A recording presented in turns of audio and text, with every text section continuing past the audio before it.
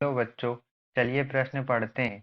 Molybdenum एक सूक्ष्म अंशों के महीन रूप में विभक्त लोहे के साथ प्रयुक्त किया जाता है, तो अमोनिया के संश्लेषण के लिए हेबर की विधि के दौरान एक उत्प्रेरक की तरह कार्य करता है मोलिब्डेनम।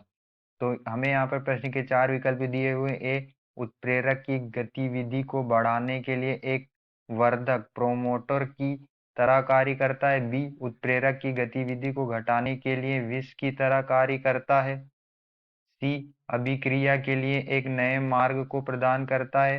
डी, अपेक्षाकृत कम सक्रियण ऊर्जा वाले एक अन्य माध्यमिक यौगिक को बनाता है।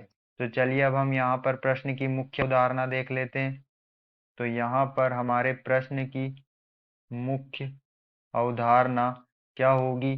जो हेबर विधि होती है, हेबर विधि, हेबर विधि में क्या होता है? हेबर विधि में हम ammonia ammonia NH3 ammonia gas का क्या करते हैं? निर्माण करते हैं।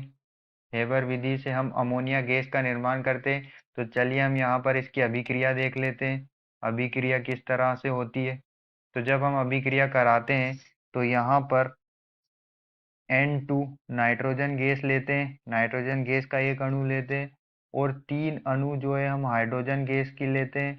और यहाँ पर ये जब अभिक्रिया कराते हैं तो हम उत्प्रेरक के रूप में यहाँ पर Fe और Fe जो है यहाँ Fe जो है चूर्ण विभाजित लोहा होता है, यहाँ पर सूक्ष्म विभाजित, और मोलिब्डेनम भी होता है इसमें, MO, मोलिब्डेनम। तो हमें यहाँ पर उत्पाद के रूप में दो अणु जो है अमोनिया गैस के हमें यहाँ पर प्राप्त होते हैं।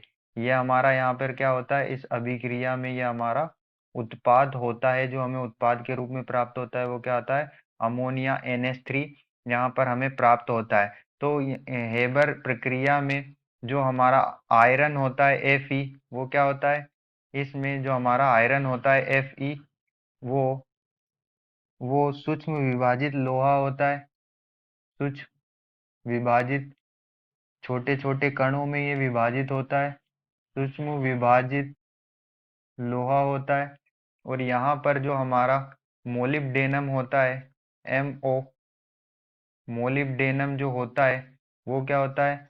मोलिब्डेनम यहाँ पर वर्धक के रूप में कार्य करता है। एक वर्धक वर्धक के रूप में कार्य करता है, जिसे हम क्या कहते हैं? प्रोमोटर भी कहते हैं, जिसे हम प्रोमोटर प्रोमोटर भी कहते हैं, क्योंकि यह अभिक्रिया को क्या करता है? प्रमोट करता है, अभिक्रिया को बढ़ाता है। तो यहाँ पर जो हमारा मोलिब्डेनम है वो वर्धक या प्रोमोटर की तरह कार्य करता है। तो चलिए हम अपने विकल्प चेक कर लेते हैं। विकल्प ए में हमें दिया है उत्प्रेरक की गतिविधि को बढ़ाने के लिए।